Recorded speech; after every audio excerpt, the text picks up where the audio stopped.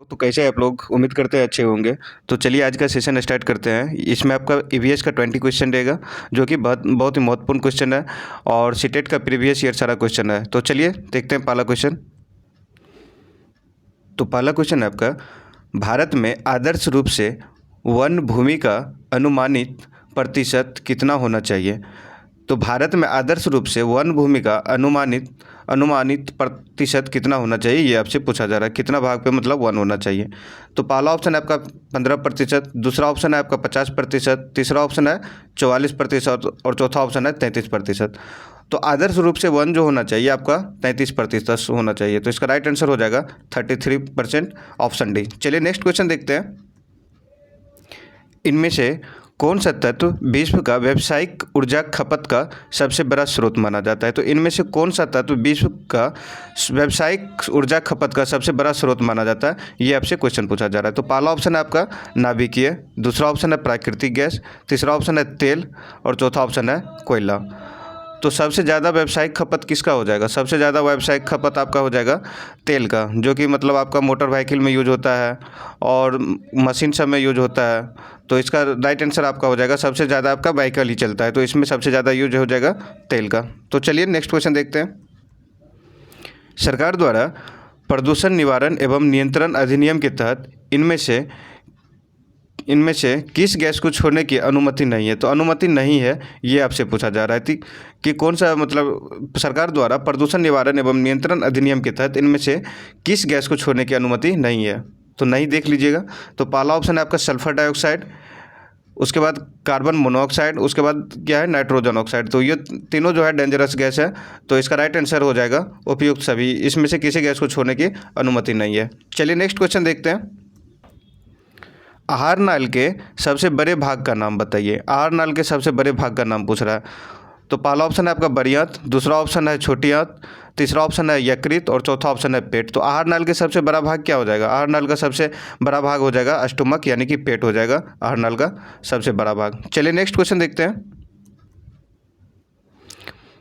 पानी के पीने के पानी में ऐसा कौन सा तत्व मौजूद है जो कई घातक बीमारियों के कारण बन सकता है? तो पहला ऑप्शन आपका फास्फोरस है, दूसरा कैल्शियम है, तीसरा आर्सेनिक है और चौथा इनमें से कोई नहीं। तो फास्फोरस और कैल्शियम किस में होता है? बोन्स में होता है, हड्डी में होता है, और आर्सेनिक आपका पानी में होता है। तो यही आपका घातक तत्व हो जाएगा पानी में। तो पानी में सबसे घातक तत्व क्या हो जाएगा जो कई बीमारियों का कारण होता है? तो आर्सेनिक इसका राइट आंसर हो जाएगा। और फास्फोरस और कैल्शियम कहाँ होता है तो ये पूछेगा, तो ये आपका बोन्स में होता है, हड्डी में होता है। चलिए नेक्स्ट क्वेश्चन देखते हैं। पर्यावरण अध्ययन के शिक्षक होने के नाते आप निम्नलिखित में से किसे पूर्व स्थानीय संरक्षण के उदाहरण के रूप में उद्धृत करेंगे? तो पहला ऑप्शन है आपका चिड़ियाघर, दूसरा ऑप्शन है राष्ट्रीय उद्यान, तीसरा ऑप्शन अभ्यारण्य और चौथा ऑप्शन जलमंडल। तो पर्यावरण शिक्षक होने के नाते आप निम्नलिखित में से किस पूर्व स्थान संरक्षण के उदाहरण के रूप में उद्धृत करेंगे? तो इसका राइट आंसर हो जाएगा चिड़ियाघर। चलिए नेक्स्ट क्वेश्चन देखते हैं। वनस्पति उद्यान का सबसे महत्वपूर्ण कार्य है कि मतलब वनस्पति उद्यान का सबसे महत्वपूर्ण कार्य क्या है, ये आपसे पूछा जा रहा है। पहला ऑप्शन है ये मनोरंजन के लिए एक सुंदर स्थान प्रदान करते हैं, दूसरा ऑप्शन है आपका वहाँ उष्णकटिबंधीय पौधे देखे जा सकते हैं, तीसरा ऑप्शन है ये जर्म प्लाज्म के पूर्व स्थानीय संरक्षण की अनुमति देते हैं, और चौथा ऑप्शन है ये वन्य जीवों को प्राकृतिक आवास प्रदान करते हैं। तो इसमें राइट आंसर आपको कमेंट करना है कि वनस्पति उद्यान का सबसे महत्वपूर्ण कार्य क्या है। तो वनस्पति उद्यान का सबसे महत्वपूर्ण कार्य है कि वे जर्म प्लाज्म के पूर्व स्थानीय संरक्षण की अनुमति देते हैं। तो इसका राइट आंसर ऑप्शन सी हो जाएगा। चलिए नेक्स्ट क्वेश्चन देखते हैं।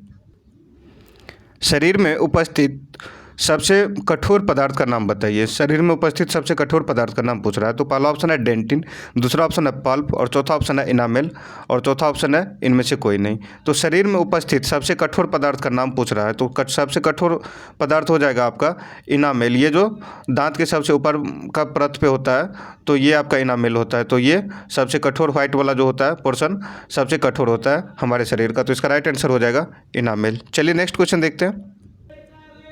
निम्नलिखित में से कौन सा संरक्षित क्षेत्र नहीं है? कौन सा संरक्षित क्षेत्र नहीं है वो आपसे पूछा जा रहा है। तो पहला ऑप्शन है आपका वन्य जीव अभ्यारण्य, उसके बाद है आपका प्राणी उद्यान, उसके बाद है आपका राष्ट्रीय उद्यान और चौथा ऑप्शन है जीव मंडल रिजर्व।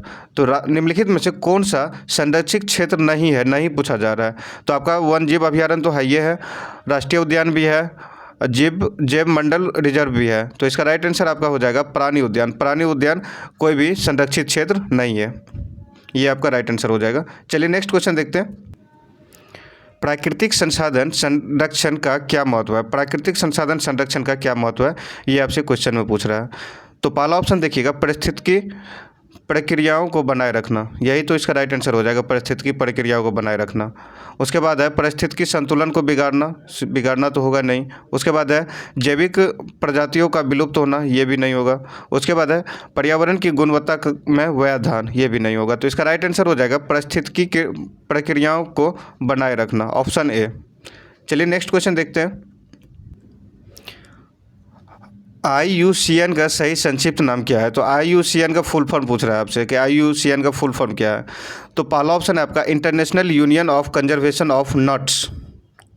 उसके बाद है आपका international union for conservation of nature. तो यही तो आपका राइट आंसर हो जाएगा, international union of conservation of nature. उसके बाद देख लीजिएगा international union for conservation of natural habit. उसके बाद है international union for conservation of numbers.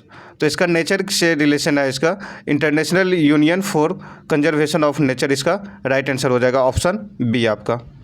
चलिए नेक्स्ट क्वेश्चन देखते हैं।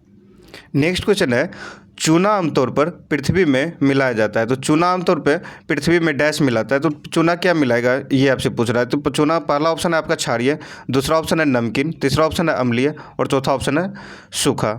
तो चूना आमतौर पर पृथ्वी में क्या मिलाएगा, अम्लीय मिलाएगा, इसका राइट आंसर हो जाएगा अम्लीय। चलिए नेक्स्ट क्वेश्चन देखते हैं। मानव शरीर में प्रोटीन का पाचन निम्न में से किस अंग में शुरू हो जाता है। तो प्रोटीन का पाचन पूछा जा रहा है कि प्रोटीन का पाचन निम्न में से किस अंग में शुरू हो जाता है। तो इसका पहला ऑप्शन है जिगर, दूसरा ऑप्शन है मुंह, तीसरा ऑप्शन है छोटी आंत और चौथा ऑप्शन है पेट। तो इसका राइट आंसर पेट हो जाएगा। अगर यहाँ पे प्रोटीन नहीं देके डायरेक्ट पूछ देता है कि मानव शरीर में पाचन निम्न में से किस अंग से शुरू हो जाता है, पाचन जो है पाचन शुरू हो जाता है मुँह से। डायरेक्ट अगर क्वेश्चन में आपको पाचन पूछता है तो पाचन स्टार्टिंग मुँह से हो जाता है, लेकिन आपको प्रोटीन का पाचन पूछ रहा है तो प्रोटीन का पाचन पेट में होगा। तो इसका राइट आंसर पेट हो जाएगा। और डायरेक्ट आपसे ये क्वेश्चन पूछता है कि मानव शरीर में पाचन निम्न में से किस अंग से शुरू हो जाता है। तो पाचन अगर डायरेक्ट पाचन रहता तो मुंह से शुरू हो जाता है। चलिए नेक्स्ट क्वेश्चन देखते हैं। लुप्तप्राय प्रजातियों के लिए पूर्व स्थानीय संरक्षण विधि है। पूर्व स्थानीय संरक्षण कौन सा विधि है, ये आपसे पूछा जा रहा है। तो पहला ऑप्शन है आपका वन जीव अभयारण्य, दूसरा ऑप्शन है क्रायो प्रिजर्वेशन, तीसरा ऑप्शन है राष्ट्रीय उद्यान और चौथा ऑप्शन है बायोस्फीयर रिजर्व। तो लुप्त प्राय प्रजातियों के लिए पूर्व स्थानीय संरक्षण की विधि क्या कहलाता है, ये आप कमेंट करके आंसर बताइएगा। तो इसका राइट आंसर हो जाएगा कार्यो प्रिजर्वेशन। तो कार्यो प्रिजर्वेशन इसका राइट आंसर हो जाएगा। चलिए नेक्स्ट क्वेश्चन देखते हैं। प्राकृतिक आवास के भीतर संरक्षण को क्या कहा जाता है। प्राकृतिक आवास के भीतर संरक्षण को क्या कहा जाता है, ये आपसे क्वेश्चन पूछा जा रहा है। तो पहला ऑप्शन है स्वस्थानीय संरक्षण, दूसरा ऑप्शन है पूर्व स्थिति संरक्षण, तीसरा ऑप्शन है एक्स विवो संरक्षण और चौथा ऑप्शन है इन विवो संरक्षण। तो प्राकृतिक आवास के भीतर संरक्षण को क्या कहा जाता है, तो स्वस्थानीय संरक्षण बोला जाता है। तो इसका राइट आंसर ऑप्शन ए हो जाएगा, स्वस्थानीय संरक्षण। चलिए नेक्स्ट क्वेश्चन देखते हैं। डोडो है, ये आपसे क्वेश्चन पूछा जा रहा है, डोडो है।